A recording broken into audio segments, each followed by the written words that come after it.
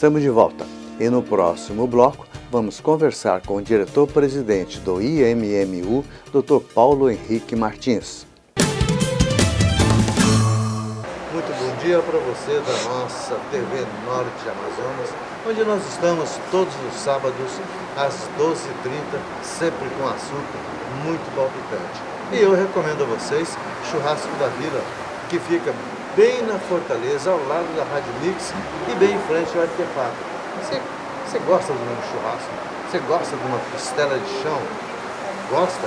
Então você está no lugar certo, porque aqui você tem uma costela de chão magnífica, sem falar num cupim. Gente, é maravilhoso, é maravilhoso, é maravilhoso. Churrasco da Vila, Rua Fortaleza 569, na Vila Municipal. Telefone 98455-5227. Você tem, além do churrasco da costela, você tem o cupim, você tem também uma hamburgueria que é fantástica.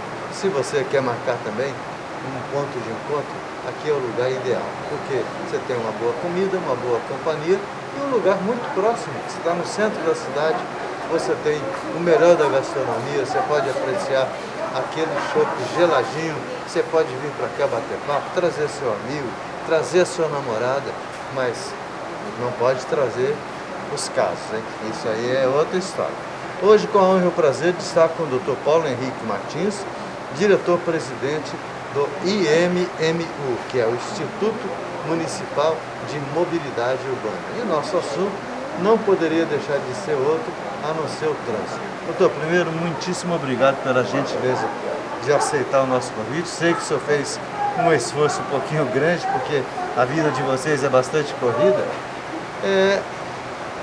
Praticamente não, terminou 2021. Que balanço o senhor faz disso? Bem, primeiramente, o nosso boa tarde a todas que estão nos assistindo. Eu agradeço ao convite que foi feito, em nome da Prefeitura, e por essa oportunidade que a gente tem aqui de fazer um balanço de tudo que nós fizemos esse ano e aquilo que nós já estamos planejando para o próximo ano. Porque a gente tem que olhar o que fez e já planejando o que tem que fazer. Pelo menos essa é a determinação do prefeito Davi Almeida. Edson, esse ano foi um ano que começou muito difícil por conta da pandemia. Então a pandemia, como abateu todo mundo, e ela chegou muito forte no sistema de transporte da cidade.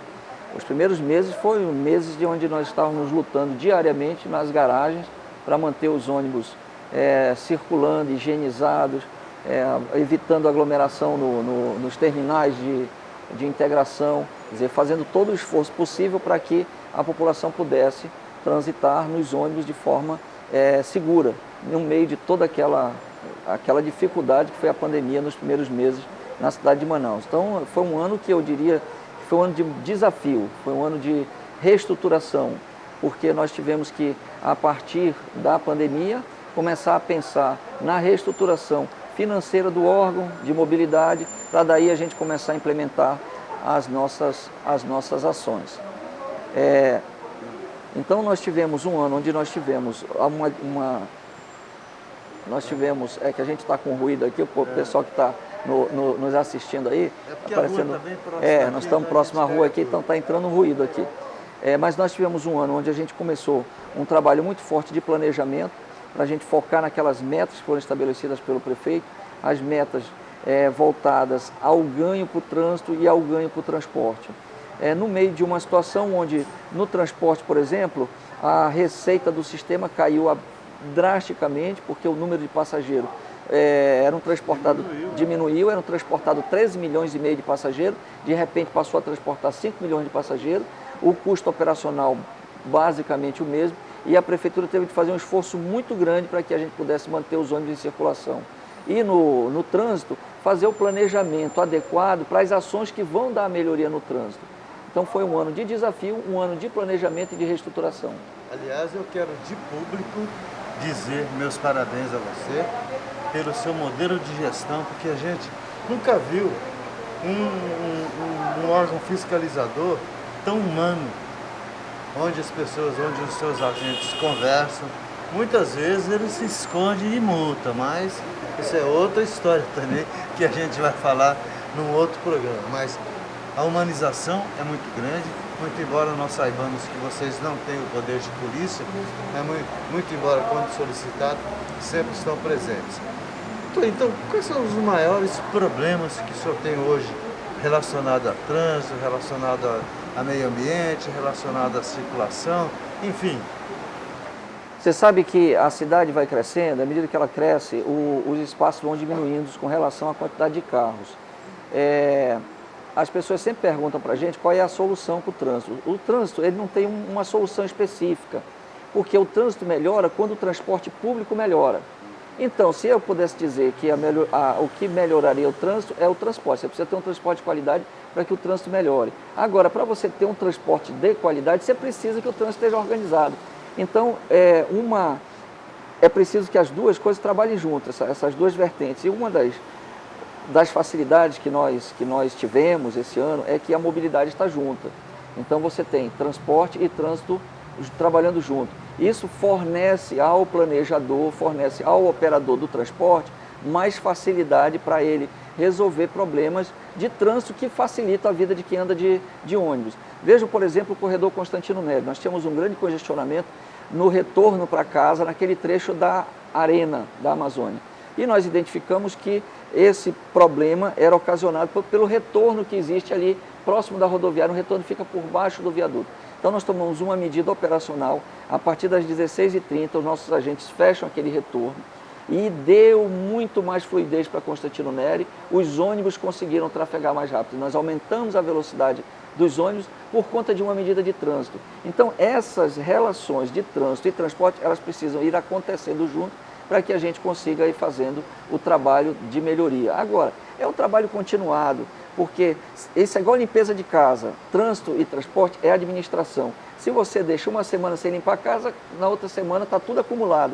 Trânsito e transporte é a mesma coisa. Todo ano é preciso que haja investimento no sistema viário, que haja investimento na melhoria dos ônibus, em compra de ônibus novos. Se você parar isso por um ano, esse déficit fica para o ano seguinte. Se você parar isso por 4 anos, aí o déficit é muito maior. E é isso que nós estamos tentando, recuperar o déficit que existe de muitos anos. Bom, uma coisa também que a gente precisa saber, como é que vocês gerem esse negócio? Porque nós sabemos que cerca de 3, 4 mil carros são emplacados e estão dentro da cidade circulando e o Amazonas é um lugar atípico, porque os carros velhos não saem daqui, eles aqui permanecem. Como é que vocês pensam nisso? Como é que vocês idealizam essa circulação, essa coisa dos novos carros com os que já existem? Então vai chegar uma hora que vai estrangular tudo, né? Você sabe que há uns 10 anos atrás, meu pai era vivo ainda, já estava com uns 85 anos de idade, e um dia, no café da noite, conversando com ele, disse assim: meu filho, você quebra a cabeça buscando solução para a cidade, mas a solução só existe se construir mais vias. Por quê? Se as vias que existem hoje são as mesmas de 20 anos atrás, é óbvio que o problema vai ocorrer. Então, na verdade, se trata disso. Ele tinha razão e a engenharia explica isso. Tudo é uma questão de capacidade. As nossas vias, elas têm uma capacidade. À medida que vai entrando mais veículo, você vai chegando ao ponto de saturação. Ou seja, você vai se aproximando da capacidade da via.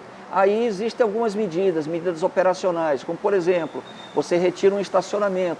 Quando você retira um estacionamento da via, você proíbe o estacionamento. Nós não proibimos o estacionamento porque a gente gosta de proibir o estacionamento. A gente proíbe o estacionamento porque aquela faixa de 2,50 metros que ocupa um carro, dá para passar mais de 1.000 veículos por hora. Então a gente aumenta a capacidade da via. Outra medida, colocar a via em mão única, eliminar semáforo, construir passarelas, fazer viadutos, passagens subterrâneas. Então, todas essas medidas visam um único objetivo: aumentar a capacidade da via para que esses carros que vão entrando, eles possam ter por onde trafegar. Doutor, nos grandes centros e também nas outras capitais que a gente conhece até fora do Brasil, a gente observou, eu principalmente observei muito isso. Eu vou dar um exemplo que eu vi que é muito funcional, que foi no Chile. No Chile, determinada hora do fluxo, se o fluxo é bairro centro, todas as vias, com exceção de uma, volta, o resto tudo vai.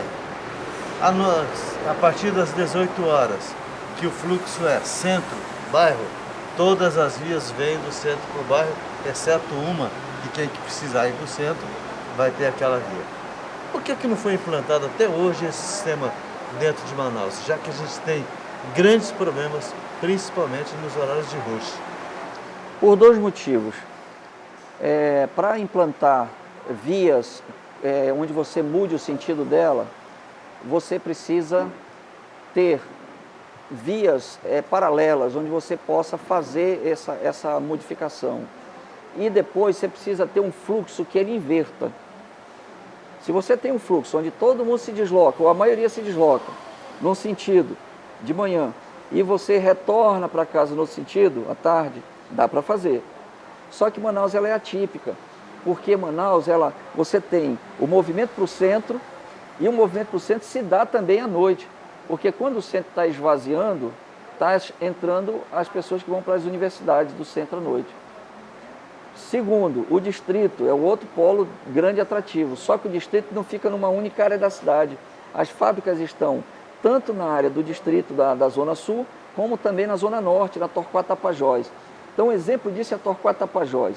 Se você medir o tráfego na Torquato Tapajós, tanto de manhã quanto à noite, ele tem movimento para os dois sentidos, tanto no sentido norte-sul quanto no sentido sul para o norte.